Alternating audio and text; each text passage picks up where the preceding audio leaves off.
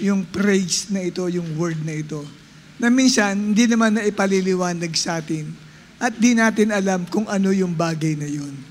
Ano ba yung ating pag-aaralan natin ngayon sa Bible study natin?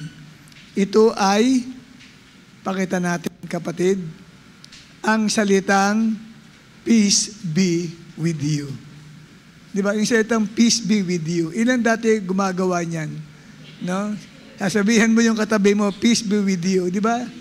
O, tayo sumusunod lang, di naman natin nauunawaan at naiintindihan yung ganong ginagawa natin na peace be with you. Okay? So yan ang ating topic, peace be with you. At yung salitang yan ay ginamit mismo ng Panginoong Hesus.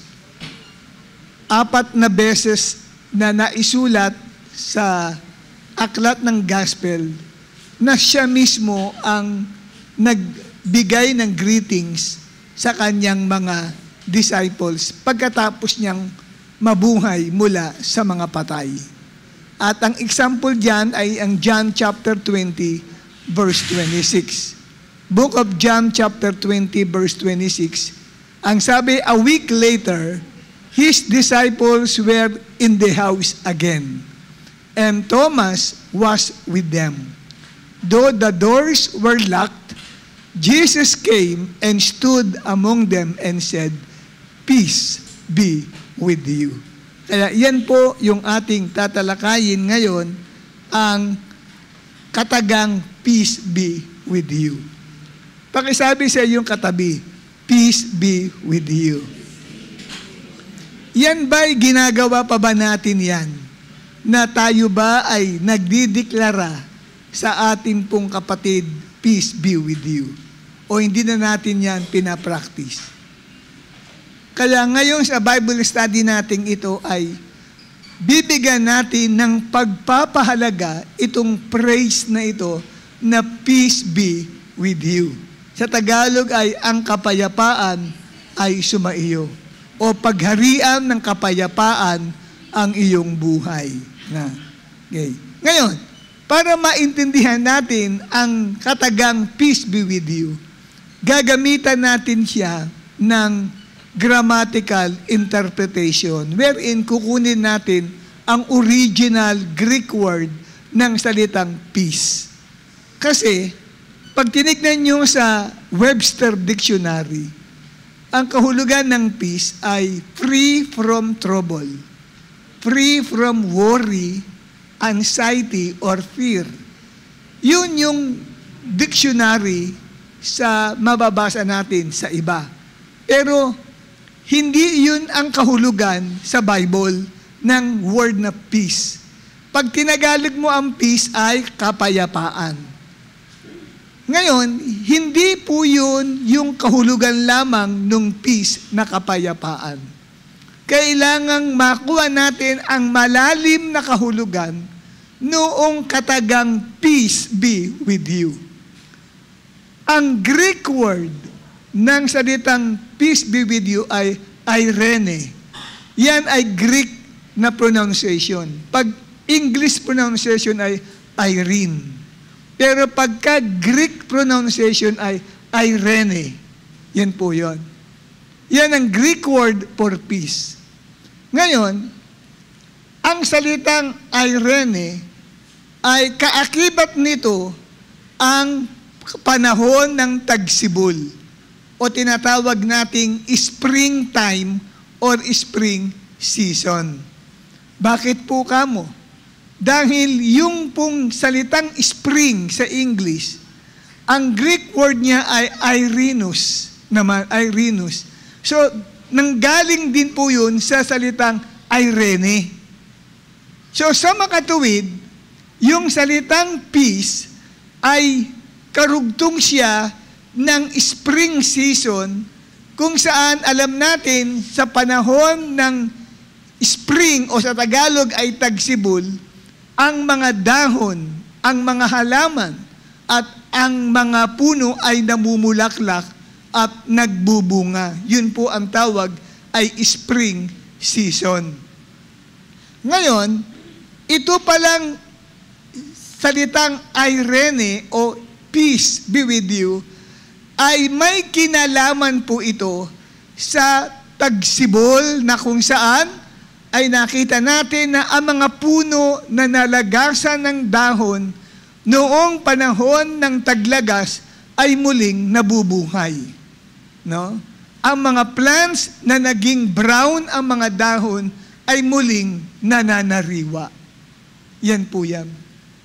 Kung kayo po ay mahilig mag-aral ng Roman o ng Greek at Roman mythology, yung Greek mythology, si Irene ay anak ni Zeus, the king of the gods sa Greek mythology.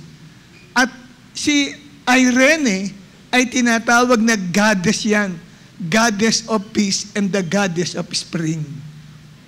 So dito, kapatid, ginamit ang Greek word na Irene, hindi para alalahanin natin yung goddess na yon, kundi para i-describe kung ano ba itong peace na dapat nating i-release, banggitin sa ating kapwa.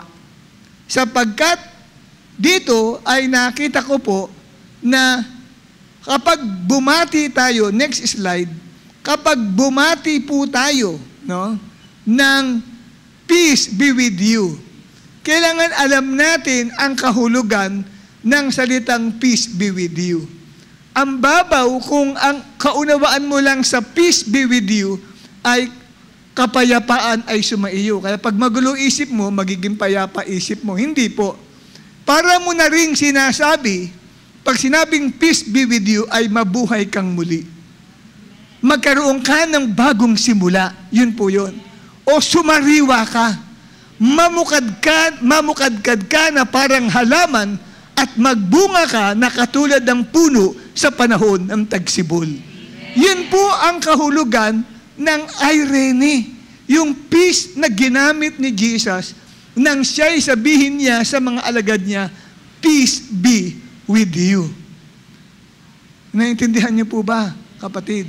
Yan po ang salitang peace be with you. Ang sarap ideklara yan sa katabi mo. Amen? Lalo na kung nakikita mo na parang luntoy na luntoy.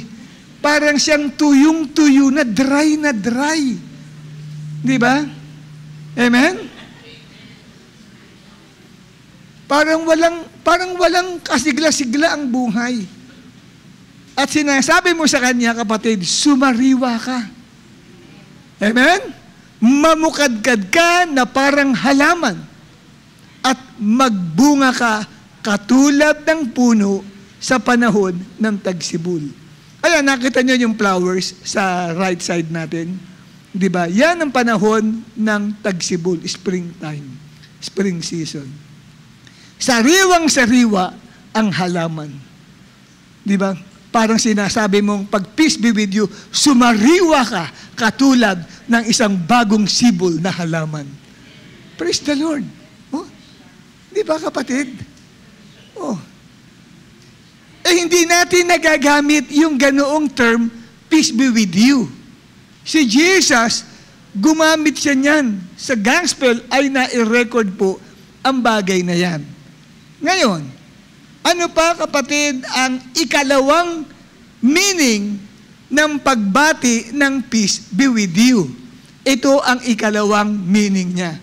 Para mo na rin sinasabi na yung tao ay mapagbigay ng patas na katarungan at sa kanyang kapwa at maayos na pamamahala sa mga pagpapala ng Diyos. Okay? Na yung taong yan ay walang favoritism. Diba? Patas ang kanyang pagtingin sa kapwa niya. No? Hinango yan doon po sa dalawang kapatid ni Irene sa Roman mythology. Ang kapatid niya na isa na pangalan ay si Enomia. At yung isa ay si Duque. Na ang kahulugan ng Enomia ito ay mapagbigay ng patas na katarungan, at si Duque naman ay maayos na pamamahala ng pagpapala ng Diyos sa kanyang buhay. Ibang pag binless ka ni Lord, hindi mo sinasayang.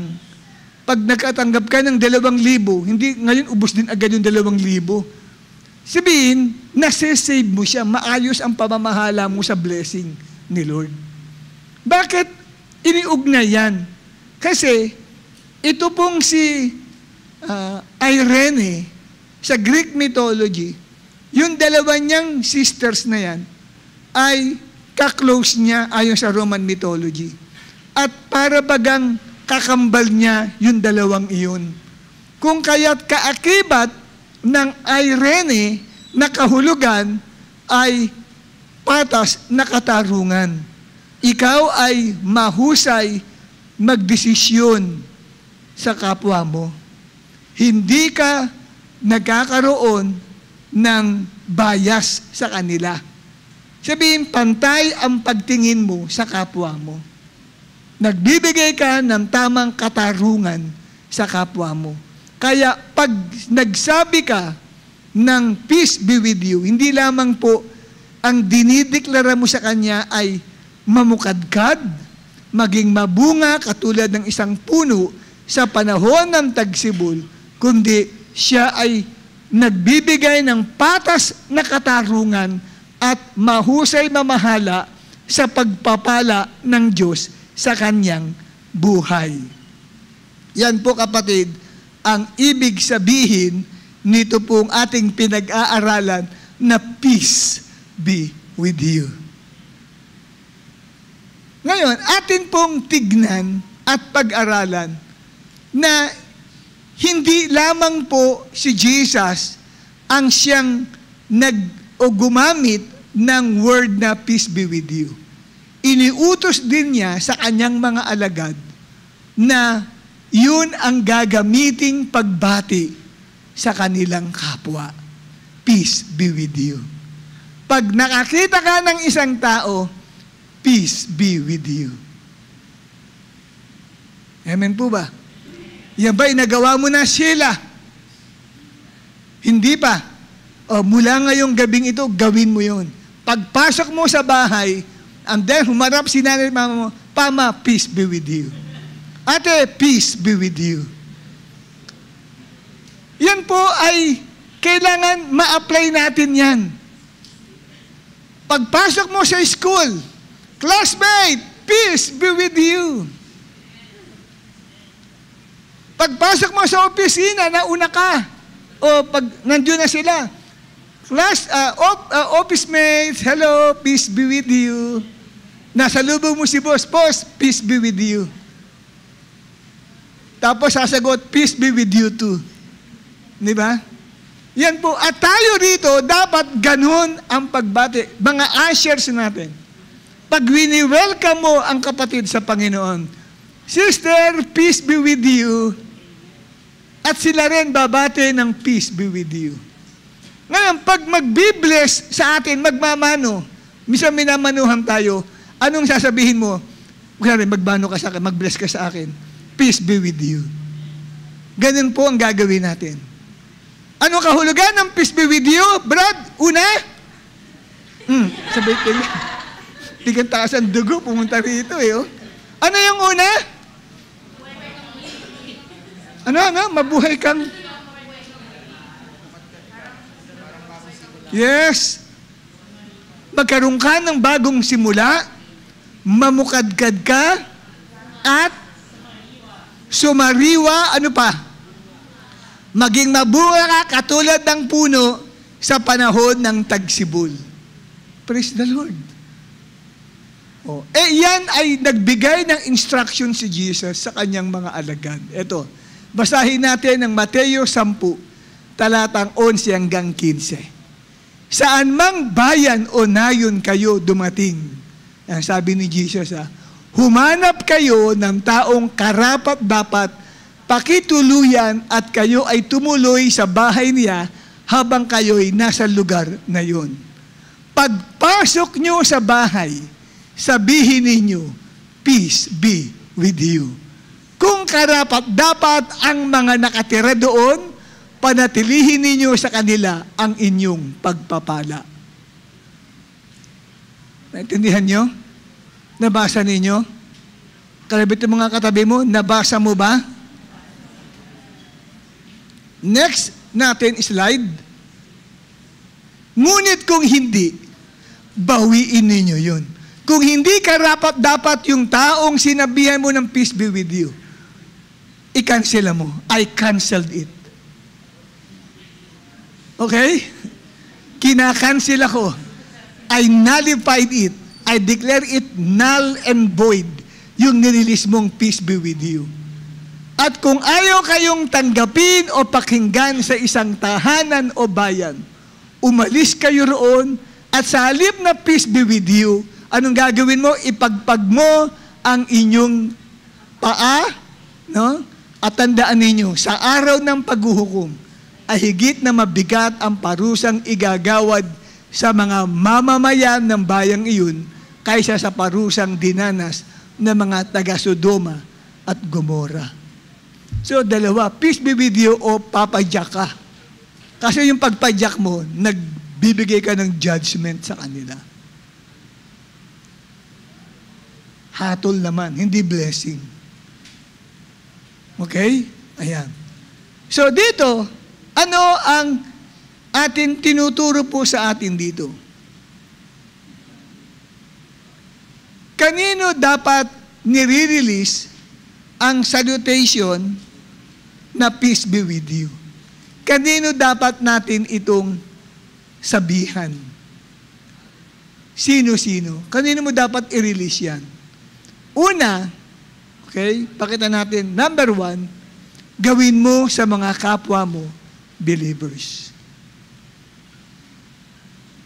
Tanungin mo yung katabi, ikaw ba'y believer ni Jesus?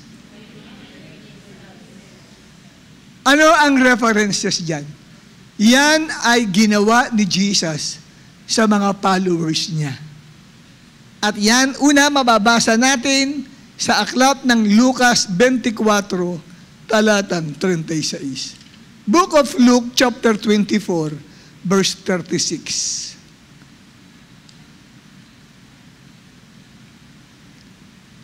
Sa verse 36 ay sinasabi, habang pinag-uusapan nila ito, tumayo si Jesus sa kalagitnaan nila at nagsabi, peace be with you.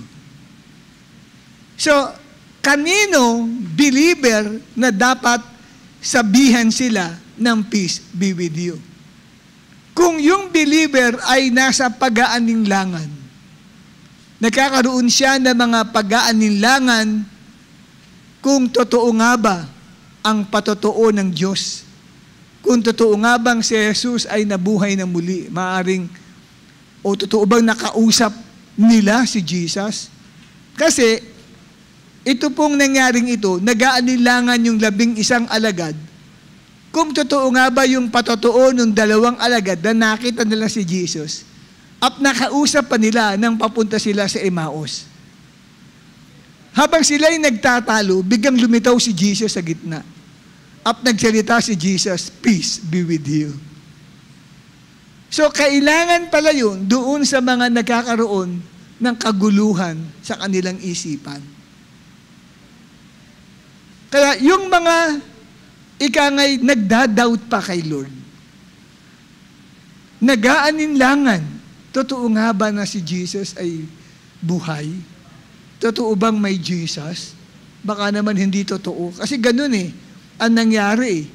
Habang sila ay kinikwento nung 2 alagad na na-meet nila si Jesus, kumain pang kasama nila si Jesus. Ipinaliwanag pa ni Jesus yung scripture sa kanila. Yung 11 marahil ay punong-puno ng pag-aalinlangan. Biglang lumitaw si Jesus. Hindi sila nirebuke ni Jesus. Mga walang pananampalataya, hindi ganun. Anong sabi niya? Peace be with you. Okay? At ang ikalawa naman ay sa John chapter 20, verse 19. Eto. Sinabihan din sila ni Jesus, Sa John chapter 20, verse 19.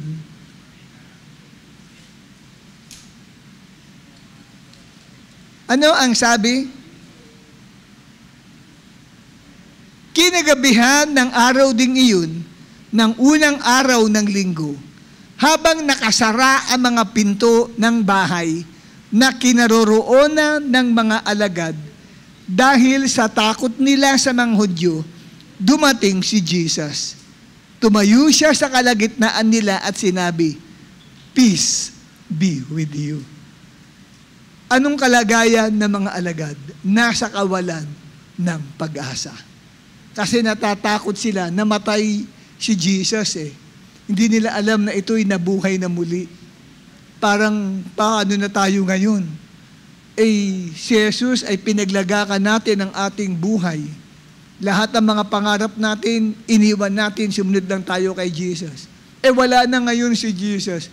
Nasa kawalang pag-asa sila. Biglang po kamong lumitaw si Jesus at nagdeklara si Jesus sa buhay nila. Peace be with you. Ayan.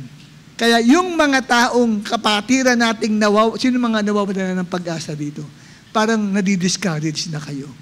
Gusto na ninyong sumuko sa buhay. Para bagang ito na yung huling dalo mo sa church.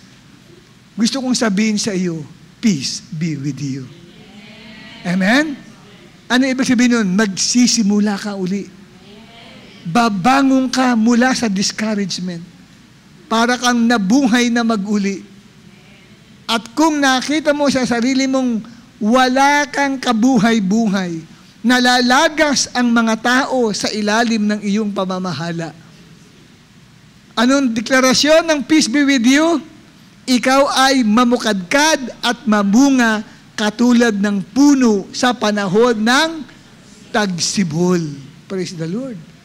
Ang ganda ng mensahe ng peace be with you. Yun pala yun, no? Okay. Ikatlo, John 20 verse 21. Sa verse 21,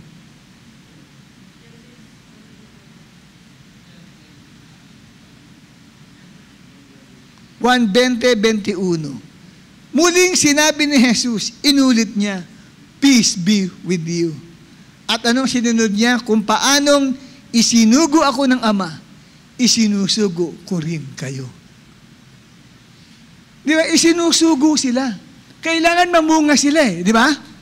So inuna muna ni Jesus, bago humayo, mag-evangelize kami, dapat may magdideclare, peace be with you.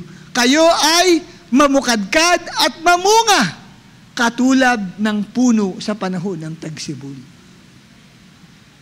So, bago sinabi ni Jesus, as the Father has sent me, so I am sending you, the first thing that He said was, peace be with you. At pagkatapos sa kanya sinabi, as the Father has sent me, I also send you. Tingnan ninyo. Yung TLB, yung Shalom Aleichem, ano po yan? Hebrew po yan. Hindi Greek. Pero ang nasulat ang John chapter 20 sa Greek, hindi sa Hebrew. Yung Shalom Aleichem. No? Shalom kasi ang counterpart ng Irene sa Greek ay Shalom sa Hebrew. Ang shalom, ang ganda rin ng meaning ng shalom. Pag tinranslate, peace. Pero ang babaw eh. Pagka yan hinukay mo ang kahulugan ng shalom, makikita mo doon, isa sa meaning niya, you will be lack nothing. You will be lack nothing. Ibig sabihin, hindi ka magkukulang kahit katiting. Tindi po nung shalom na yan. Di ba? Inaawit natin yan, Shalom Aleichem. Di ba? Yung Hebrew na yan, Shalom. Inaawit natin yan, di ba? Inaawit natin yan, Sheila. Di ba? Di ba yung Shalom Aleichem? Inaawit natin yan.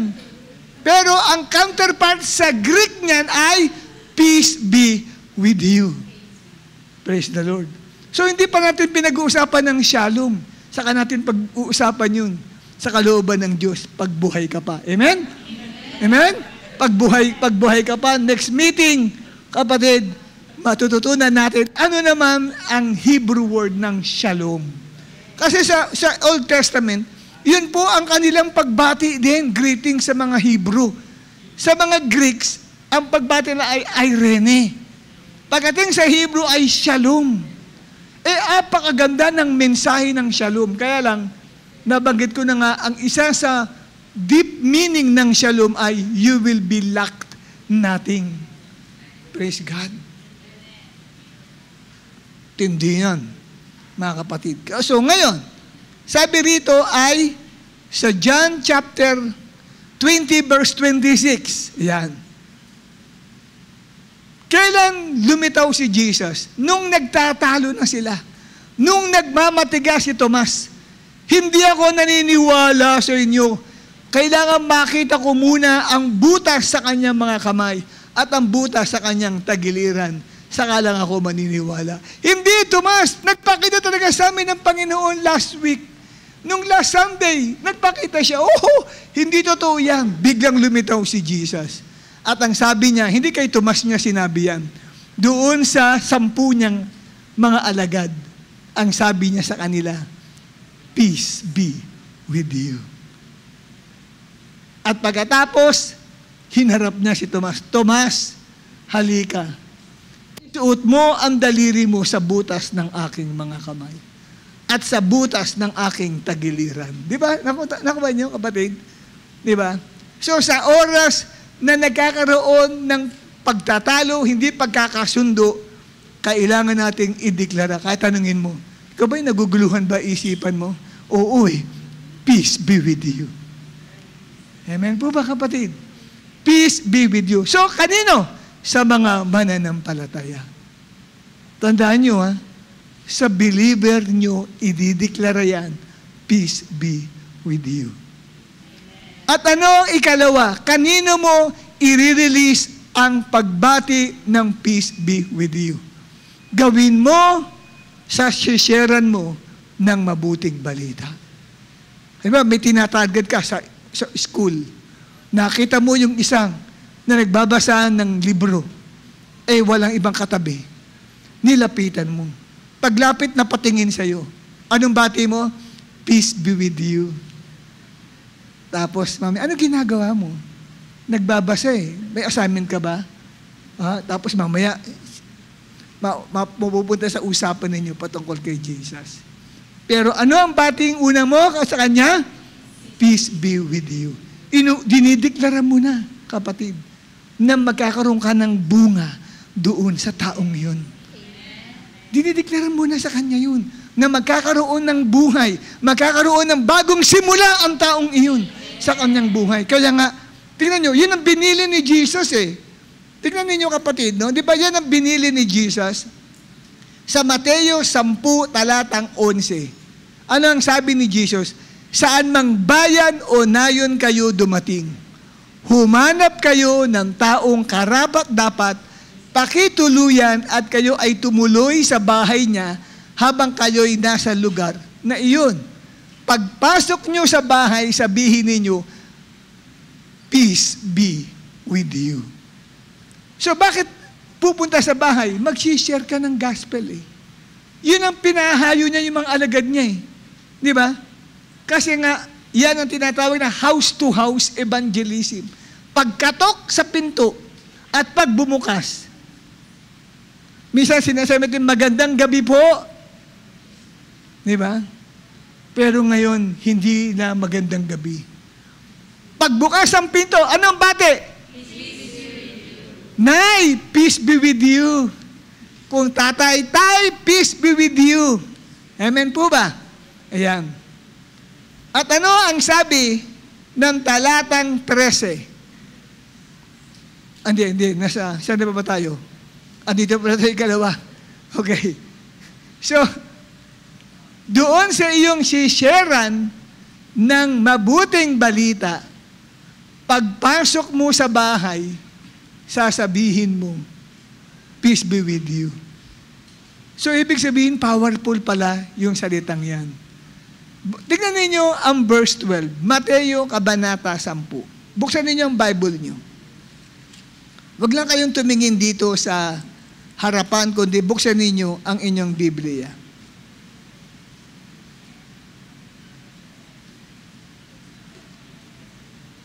Verse 11 sa English ko, and whatever town or village you enter, find out who is worthy in it and stay there until you depart. As you enter the house, greet it.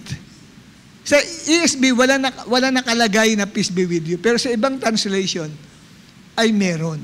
Sa Mabuting Balita, Biblia, ay binanggit yung salitang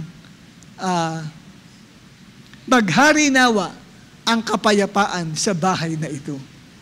So, yun po yun. Tinanslate mo sa English, peace be with you. Ang sabi ng verse 13, if the home is deserving, let your peace rest on it. If it is not, let your peace return to you. Ano ang ikatlo? Ikatlo, gagawin mo lang ang salutation na peace be with you kung sa tingin mo, karapat-dapat bigyan ng peace be with you yung isang tahanan o yung taong nakausap mo. Hindi ka agad-agad mabibitaw ko agad ng peace be with you. Sa mga unbeliever yan, nasisharean nyo. Huwag kang basta bibitaw nun. Huwag mong sasayangin yun. Kasi bakit? Uy, kayamanan po yung peace be with you. Matindi pong blessing yun. Di ba?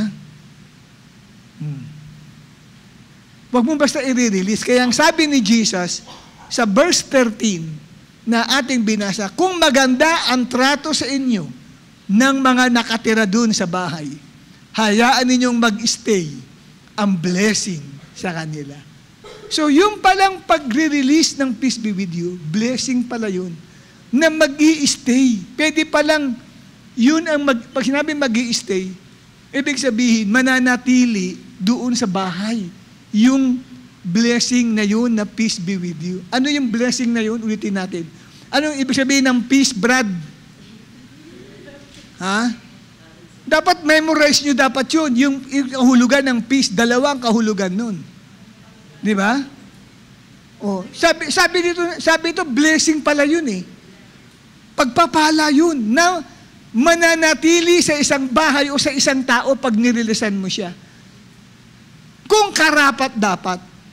Kaya titignan mo muna kung karapat dapat. Pagbukas niya ng pinto, tignan muna yung reaction. O ano, kailangan mo? Huwag kang mag-release ng peace be with you. Amen. Ibig sabihin, yung blessing sa tao, nasa kamay natin kung gusto nating i-release. Yung blessing sa family. Kasi, pagalit pa eh. Bakit? Anong kailangan mo? Iyabang naman ito. Buti lang, hindi ka peace be with you, agad-agad. Pero kung nagawa mo yun, bago ka umalis, sinasabi mong binabawi ko na. Pero wag mong sasabihin sa kaharap na yun, ha? Baka mamaya may gumugulong na kamao na umano sa'yo. Sa isip mo lang, binabawi ko na yung sinabi ko. Kasi sinabi ni Jesus, bawiin ninyo eh. I-cancel mo yung diniklara mong peace be with you sa Kanya. Aalis po yun at sasama sa'yo. At kung kanina mo ideklara, lalabas yun, yung peace be with you sa iyo at magta-transfer sa buhay ng tao o sa pamilyang magbubukas ng kanilang tahanan. Ganyan ka-powerful ang salitang peace be with you. Take note yung salitang mag-stay ang blessing sa kanila. Yan, sa Mabuting Balita, Biblia. Ano ang sabi? Kung maganda ang trato sa inyo na mga nakatira dun sa bahay, hayaan ninyong mag-stay ang blessing sa kanila. So yung peace be with you, may dalang blessing. Okay? Ano yung sabihin ng mag-stay ang blessing sa kanila? Ibig sabihin, yung pagbati mo ng peace be with you, may kapangyarihan yon na dalang pagpapala para tumira sa isang tahanan o sa isang tao. Pag nirelease mo siya, titira yun, yung blessing na yun, yung irene na yun sa buhay ng tao.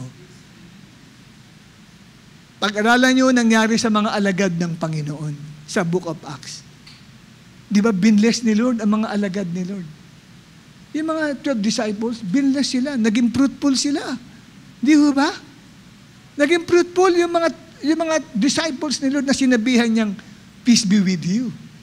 Basahin niyo yung Book of Acts. Kasi yun yung daladala nilang blessing. At yun naman nung nirelease ni Pedro, pinaka at ginto, wala ako. Pero yung nasa akin, sabi ni Pedro, ano yung nasa kanya? Yun yung peace be with you na nirelease niya. Yung nasa akin, ibinibigay ko sa iyo. Matindi yung blessing na yun. Amen po ba? Tignan ninyo. Di ba patay yung katawan nung, yung dumpo patay yung paa, walang buhay.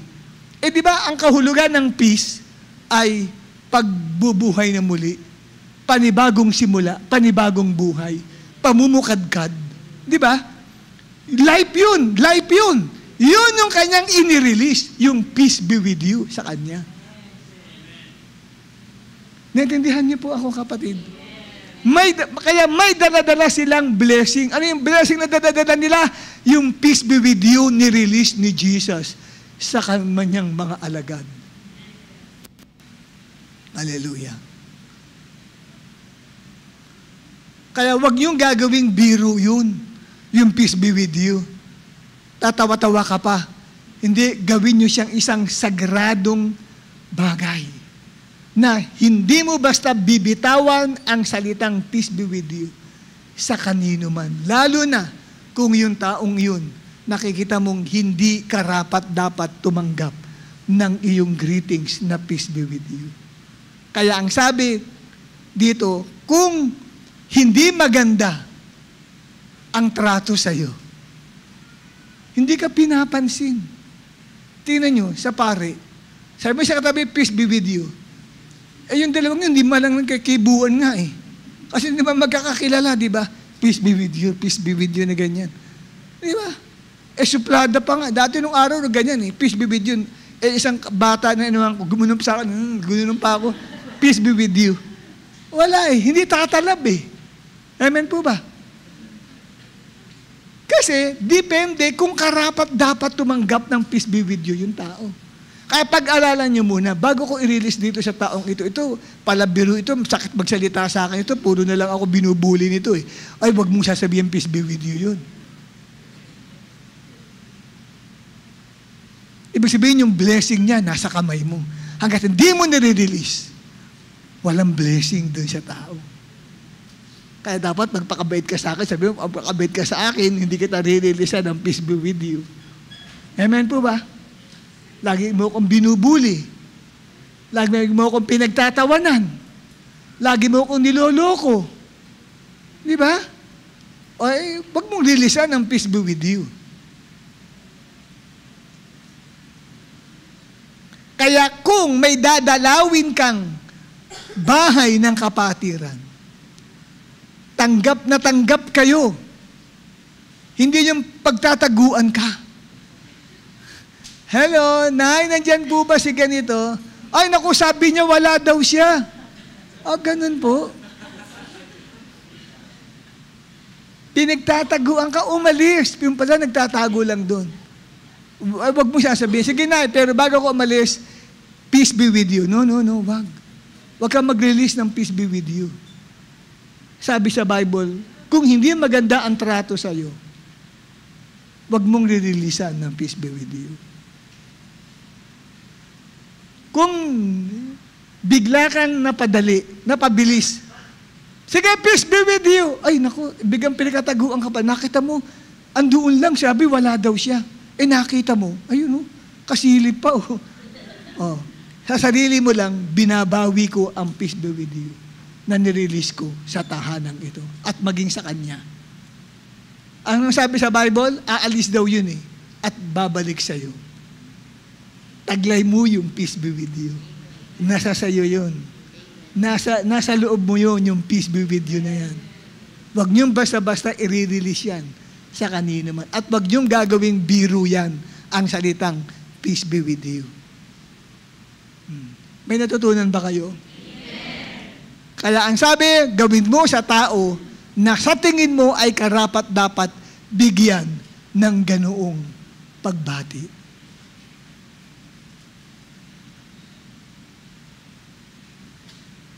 Pagpasok mo sa school, sabi ko, di ba, babati ka kung makita mong mabait ang mga classmate mo sa iyo.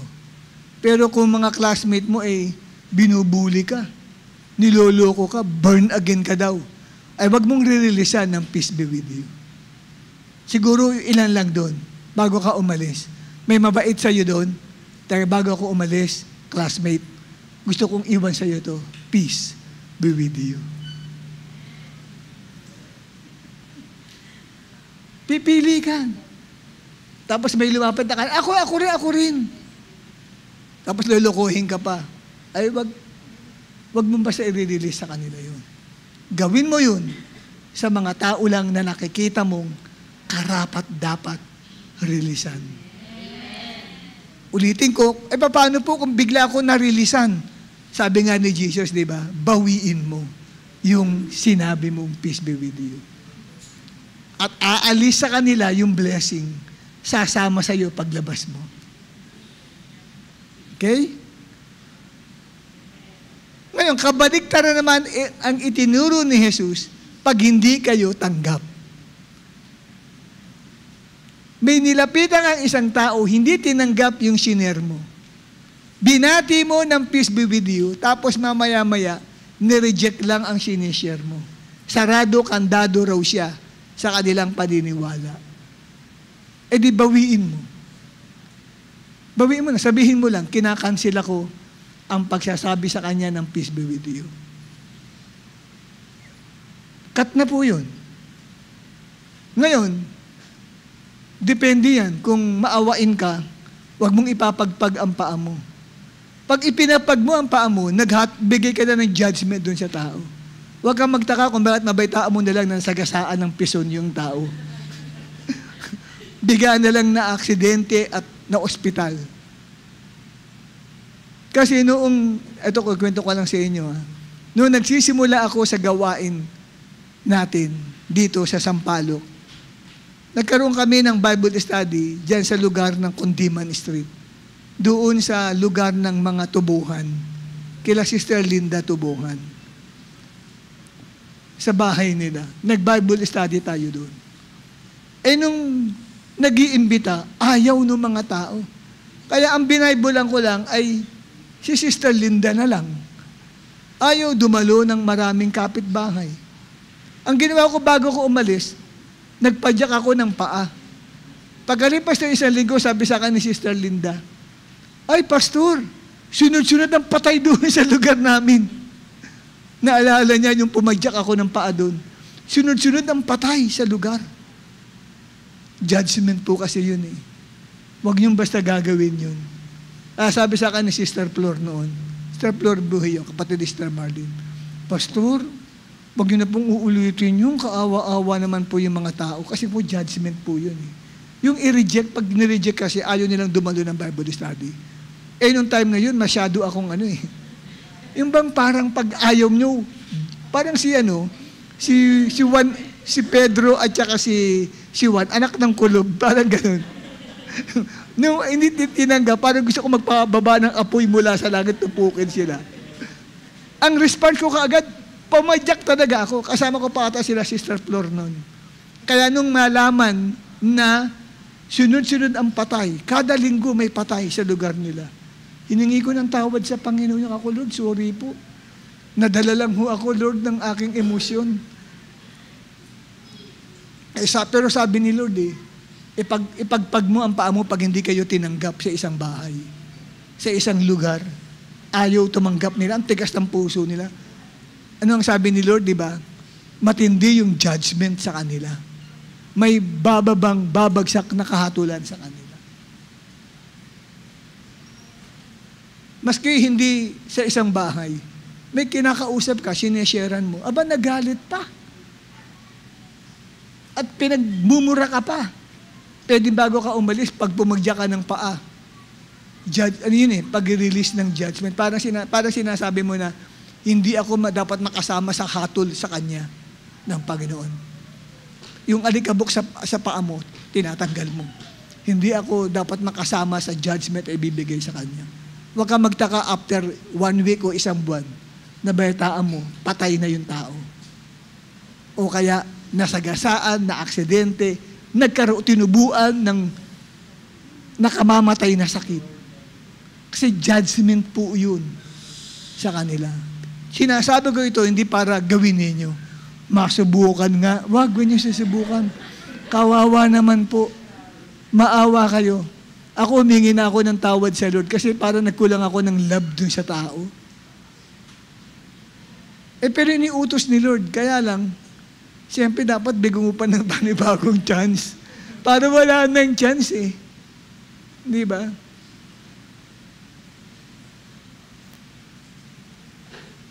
Kaya doon sa school nyo, ayaw tumanggap ng iba, padyak ka ng padyak doon. Naku po, maawa ka naman sa mga classmate mo, baka walang gumraduate doon. Huwag kayo basta papadyak na ganyan. No, delikado po yun. Anong sabi dito? Basahin nga natin yung Mateo 10:14 hanggang 15. Kung ayaw kayong tanggapin o pakinggan sa isang tahanan o bayan, umalis kayo roon at ipagpag ninyo ang alikabok sa inyong mga paa. Tandaan ninyo, sa araw ng paghuhukom ay higit na mabigat ang parusang igagawad sa mga mamamayan ng bayang iyon kaysa sa parusang dinanas ng mga taga-Sodoma at Gomora. Alam niyo po ba kung anong parusang naranasan ng Sodoma at Gomora? Bumaba ang apoy, tinupok yung mga tao sa Sodoma at Gomora.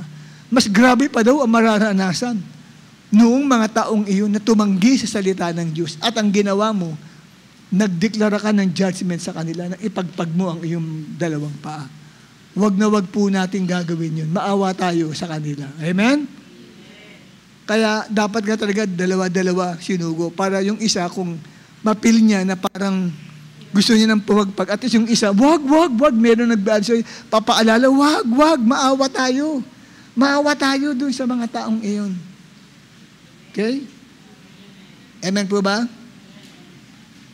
Ngayon, kung malaman mo na yung sinabihan mo ng peace be with you, nagkakalat ng chismis sa'yo.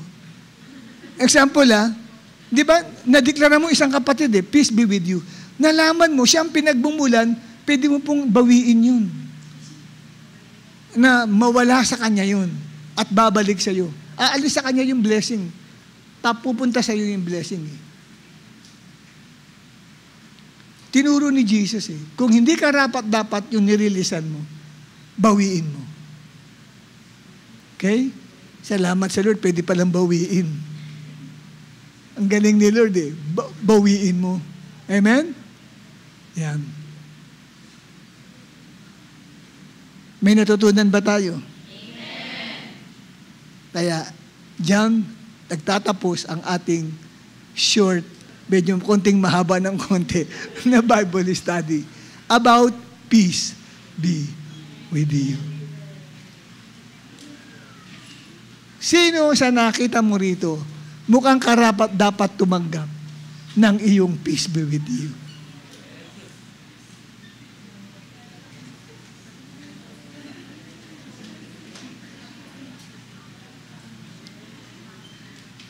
At yun, sa mga dumalo rito, siyempre maraming hindi dumalo rito, baka maggulat sila narinig na peace be with you. Saan yun? Ba't pagkabataan sila ng peace be with you? Pag sinabi, peace be with you too, kayo na magpaliwanag sa kanila. Bakit may peace be with you? Pero yan ay dapat maging practice natin kasi bakit tinuro ni Jesus at ginawa ni Jesus mismo. Ganun siya bumati Peace be with you. Si Jesus ang ating example. Amen po ba? Kaya, tingnan nyo, yung mga alagad na yun, marami doon, nung siya'y hulihin, iniwan siya. Di ba? Pero, nakita naman natin sila ay nagbalik loob sa Panginoon. Di ba? Kinausap uli sila ni Lord. Si Pedro, muli, nagbalik loob sa kanya. Nirilisan sila ng peace be with you. At nung nirelease sa kanila yon, At sabi sa kanila ni Jesus, huwag kayong aalis sa Jerusalem. Hintayin yung bumaba sa inyong Holy Spirit. Isa rin yung kung bakit binabaan sila ng Holy Spirit. Kasi pagkatapos ng sinabi ni Jesus, peace be with you, receive the Holy Spirit. John chapter 20 verse 22. Nandun yun. Peace be with you, receive the Holy Spirit. Tanggapin nyo ang Espiritu Santo. Yan. Importante po yan. Amen? Kaya mula ngayon, ano ang salitang mamumutawi sa labi mo? Ayan, kapatid. Kaya kung pag-uwi mo, meron kang ang anak mo, ang bait-bait, nag-bless pa sa'yo. Pero kung may anak kang hindi mo mautusan, huwag mo sa i-release yung peace be with you. May sanggol kang anak, release mo sa kanya yun. Patungan mo siya ng kamay. Anak, peace be with you. Pupunta yung blessing na yun doon sa kanya. Si Jesus mismo ang nagturo di ba? Pag nirelease mo yan, pupunta sa kanya yung blessing. Pag binawi mo, aalis sa kanya, pupunta sa iyo uli. So may kapangyarihan pala tayo, mga Kristiyano, mag-bless talaga sa isang tao. Pero ang term na gagamitin ay peace be with you. Ayan. Kaya, hindi dapat nagmumura ang isang Kristiyano. Hindi nagmumura ang isang Kristiyano. Laging ang mamutawi sa labi niya ay pagpapala. Di ba? Amen? Amen? Yan. Peace be with you. Tumayo tayong lahat.